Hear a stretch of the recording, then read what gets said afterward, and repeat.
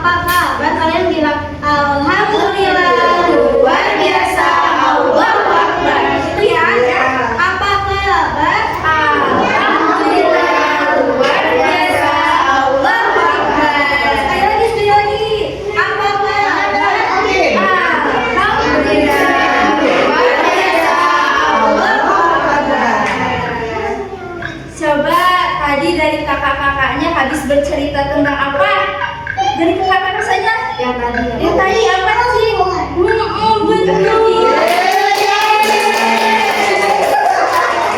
Coba ada yang masih ingat gak? Tadi apa? Nasi. Dan sekarang siapa yang mau dengar cerita tadi? Duduk. Sebelum cerita kita harus fokus dulu ya. Fokus dulu ya. Kalau kakak bilang pagi, tepuk 1 kali. Kalau kakak bilang siang, tepuk 2 kali. Kalau malam, gini.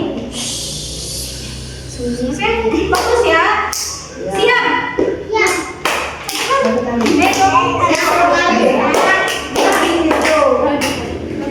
Pagi. Siang. 2 kali. Malam. Siang. Pagi. Duduk aja, tapi jangan duduk. Siang. 2 kali. Malam.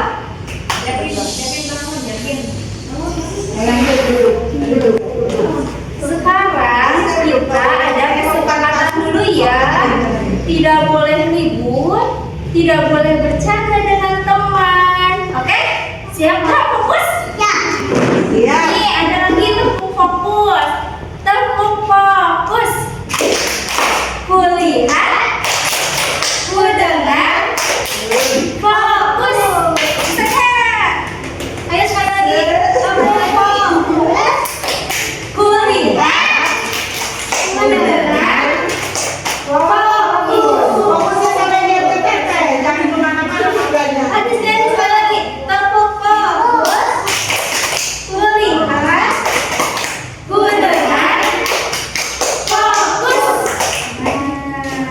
Oke, sebelum kita bercerita, perkenalan karakter dulu ya. Nah ini ada ibunya si Kelingking. Ingat-ingat ya. Terus ini ada ayahnya si Kelingking. Dan ini pemain utama kita yaitu si Kelingking. Ada sebuah cerita dari Bangka Belitung tentang orang yang kecil tapi dia berani. Ayo teman semua dengarlah cerita kami. Ayo teman dengar cerita kami.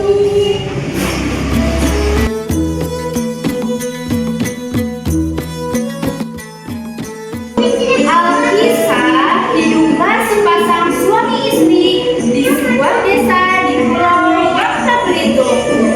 Walaupun hidup miskin, tetapi mereka hidup rukun dan bahagia. Namun mereka belum mempunyai seorang anak.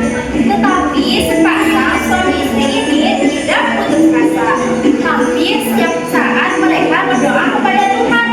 Ya Tuhan, memberikanlah kepada kami rezeki yang halal dan keturunan yang soleh, meskipun mereka kecil seperti jari kelingking. Nah, itulah doa yang mereka panjatkan setiap harinya. Tidak lama kemudian, sang istri pun mengandung. Beberapa bulan kemudian, sang istri pun melahirkan.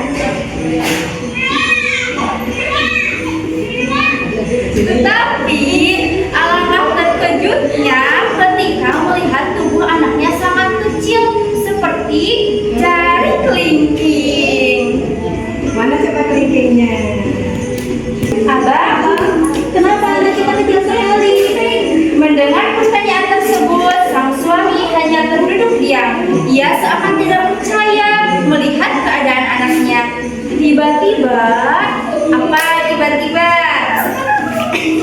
Ia teringat doa yang sering diucapkan ketika mau diberi anak. Oh ya Dinda, kau ingat kan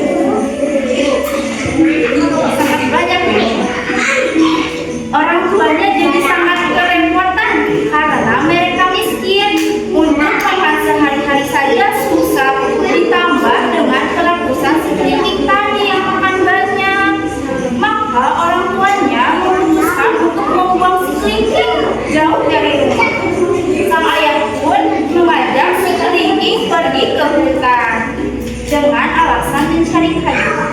Setibanya di tengah hutan, sang ayah menebang pohon yang sangat besar yang diarahkan ke anaknya. Pohon besar itu roboh menimpa si kelinci. Kasihan teh. Si kelingkingnya menimpa pohon. Kalau di rumah ada pohon besar, Sepertinya si kelinci sudah mati. Aku harus pulang. Setelah memastikan anaknya mati tertimpa pohon, sang ayah bergegas untuk pergi ke rumah dan meninggalkan hutan. Dan setibanya di rumah, ia menceritakan apa yang terjadi pada putranya di hutan.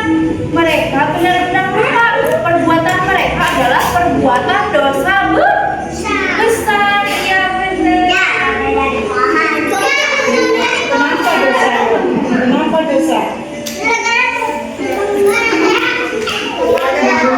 Pembunuhan kecilnya.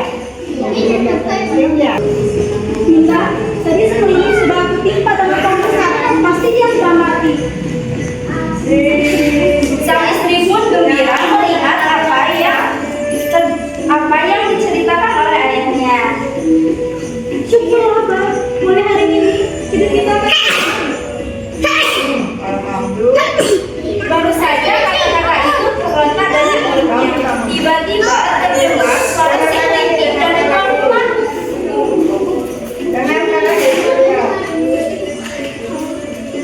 Dari luar rumah, katanya.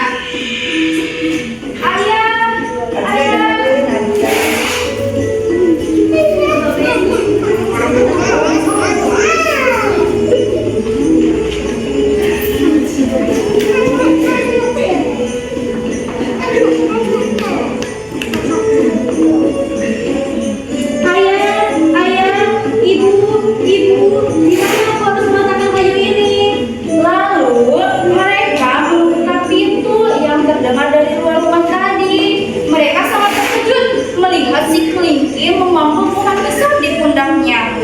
Setelah meletakkan pohon besar itu, si kelingking langsung masuk ke dalam rumah dan makan banyak seperti biasanya tanpa menyadari bahwa orang tuanya akan membunuhnya. Suami istri ini mencoba membunuh si kelingking untuk kedua kalinya, ketiga kalinya, dan berkali-kali. Tetapi si kelingking tetap kembali ke rumah. Setelah berkali-kali, orang tuanya menyadari apa yang terjadi dengan si kelingking. Meskipun badannya kecil, si kelingking ini mampu melakukan pekerjaan yang berat.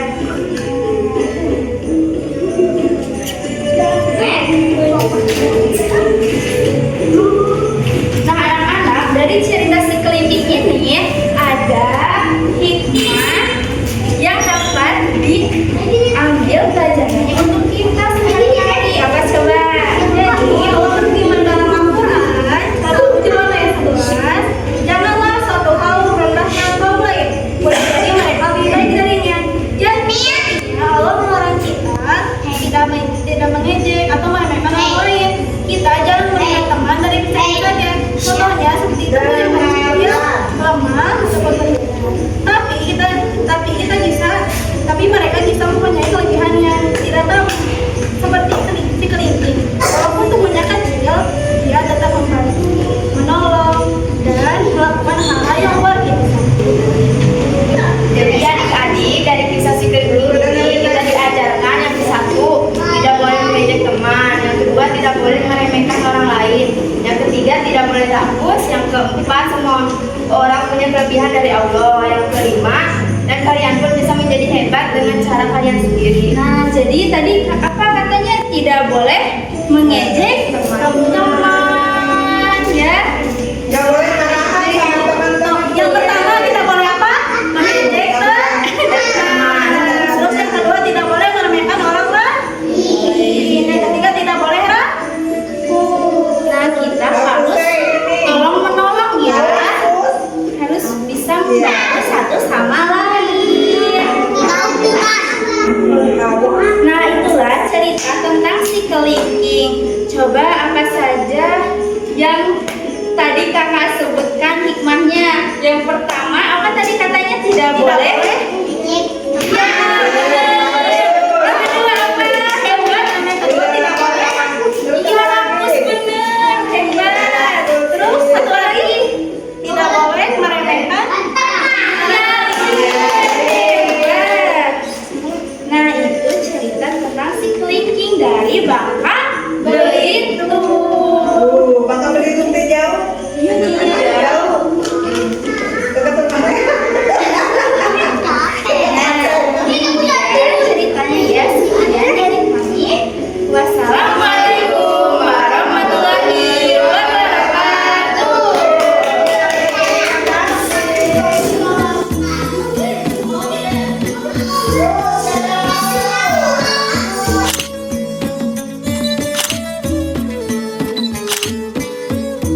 Tiga. Cerita kelingking.